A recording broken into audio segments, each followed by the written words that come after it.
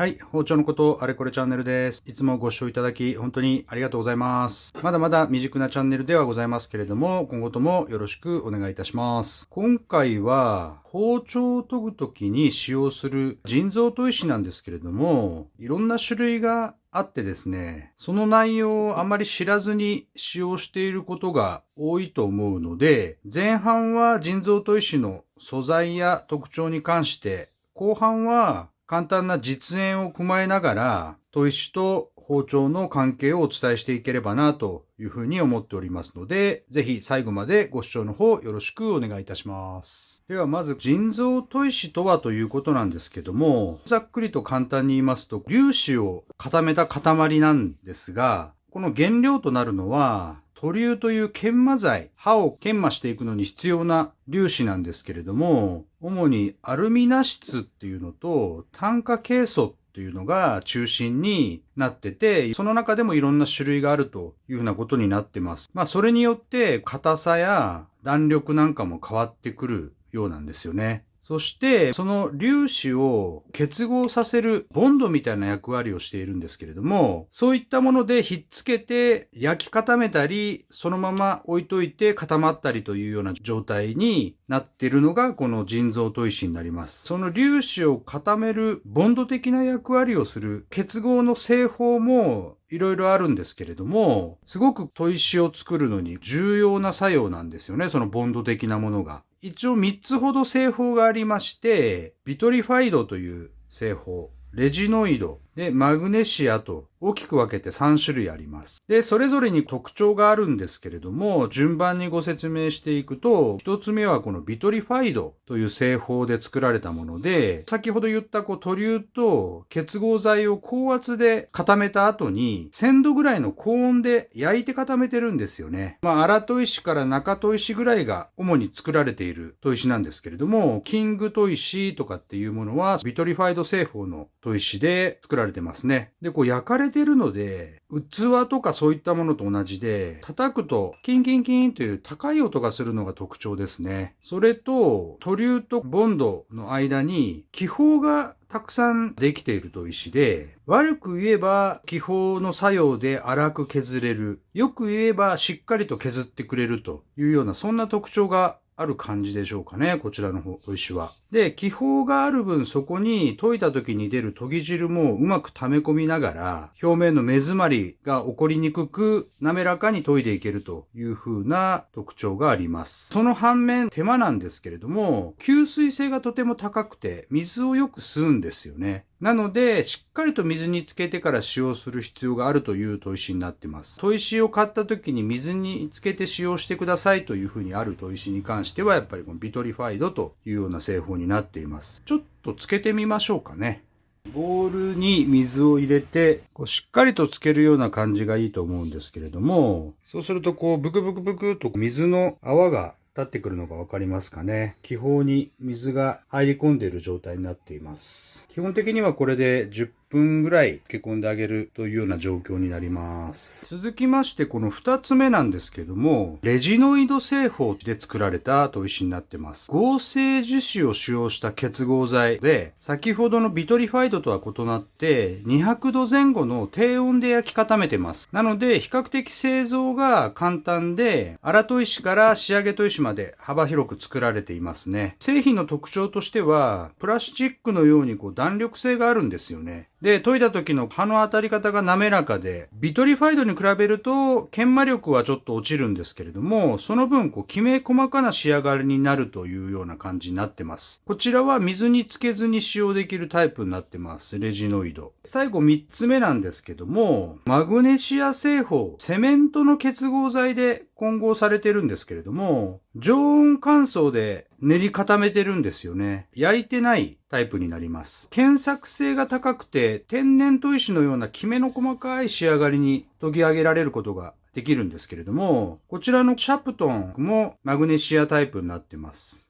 レジノイドと同じく吸水性が少ないので、使用前に水につける必要がないんですけれども、逆に長時間つけてるといけない砥石になってます。溶けて軟化していくみたいな感じになるんですかね。あと、常温でもひび割れが起きたりとかするので、ちょっと扱いが難しいというデメリットはあるんですけれども、便利な砥石になっています。簡単にご説明させていただいたんですけれども、人造砥石といっても様々な特徴や種類があるというふうなことが少しお分かりいただけたかな。その他全般的には天然砥石に比べて安定した品質で、細かく番手がこれ1000番ですね。こちら3000番ぐらいになるんですけども、そういった形で分類されているので、必要なもので研いでいけるっていうのが一番の特徴ですよね。また大量に生産ができるので安価に購入しやすいという利点もあるのかなと思います。天然砥石は個体差がすごく激しくて、研ぎ続けるたびに粒子の細かさも変わってくるんですよね。石英の塊で地金を引くと言って刃に傷が入ってしまったりもすることがあるので、人造砥石が好まれる傾向は多くなっていますけれども、天然砥石のこの風合いとか研ぎ感は格別なものがあったりするので、貴重なものになっています。ということで、包丁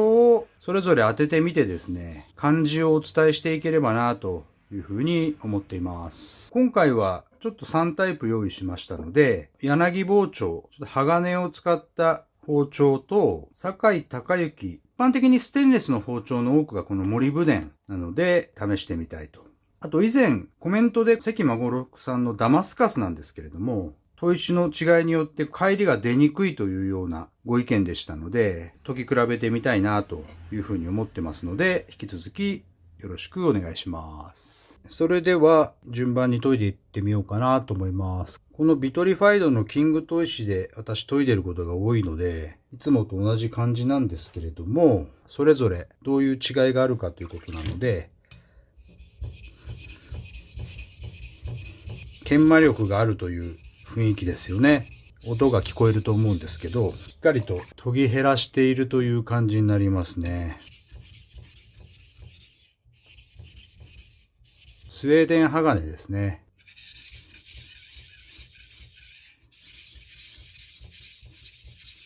ステンレスの材質上、さっきの鋼よりは硬い感じはします。ステンレスにもいろんな種類があるので、研ぎ感は変わってくるのかなというふうに思います。続きまして、芯材が VG10 と言われているちょっと硬めですね。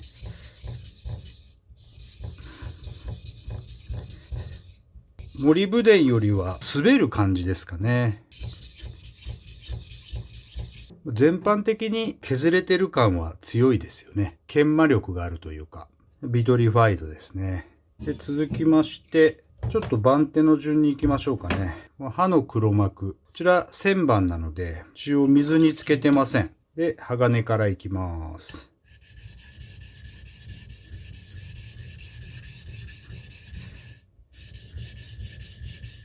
これも研磨力強いですね。ビトリファイドよりマグネシアなんですけど、ザラザラした感じというか、だいぶ削ってますよね。でも水につけずにすぐに研いでいけるので、砥石の減りもこのキングよりは少ないかなという感じがします。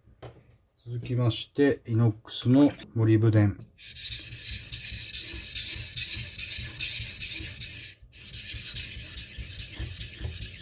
こちらも鋼同様、ザラザラザラっとした感じで、こっちも同じくザラザラ削ってるんですけれども、砥石も一緒に削れてる感じの雰囲気です。マグネシアの方は同じようにザラザラしてるんですけれども、砥石は削れずに包丁の方を削ってるというような雰囲気がします。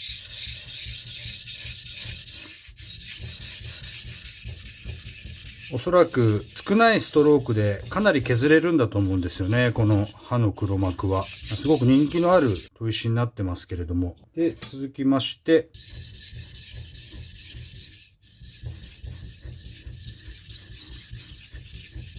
総じて他のものとそう変わりないですね。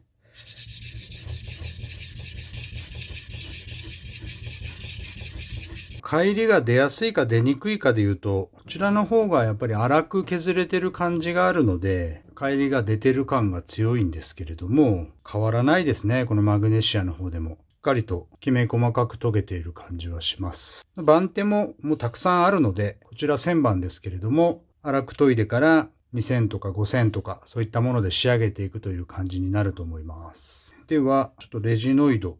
これも水につけずに研いでいけるので、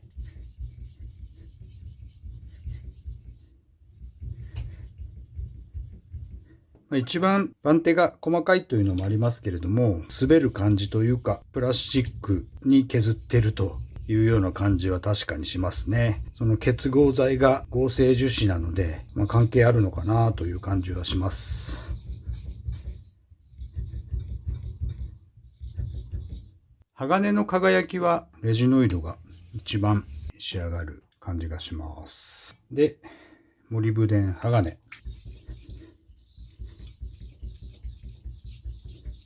こちらももう仕上げなので滑らかに滑っていい感じですね。レジノイドはビトリファイドのように気泡がない無気泡という感じなので、材質の違いで滑らかな研ぎを実現しているという感じなんでしょうか。研ぎやすいです。じゃあ VG10。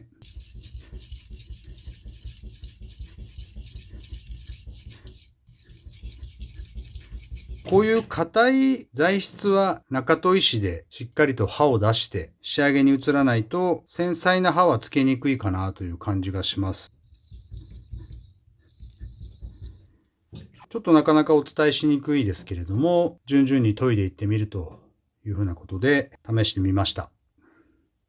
はい。ということで、人造砥石に関するそれぞれの特徴や良し悪しなどを実践を踏まえながら簡単に説明させていただきました。研ぎ感や扱い、包丁の種類によってもそれぞれ好みがあるので、どれが良いというふうなことはないんですけれども、お使いの砥石がどういうものなのか、また、ご自身の包丁はどのタイプが合うのかなど、いろいろ探っていただきながら、より包丁研ぎを楽しんでいただけたらなということで、今回の動画を撮らせていただきました。その他私のチャンネルでは、包丁にまつわる全般のことをいろいろ配信しておりますので、ぜひそちらも合わせてご視聴いただけるとありがたいかなと思います。それではこれで終了しようと思います。いつも最後までご視聴いただき、本当にありがとうございます。それではまた次回の動画でお会いしましょう。さよなら。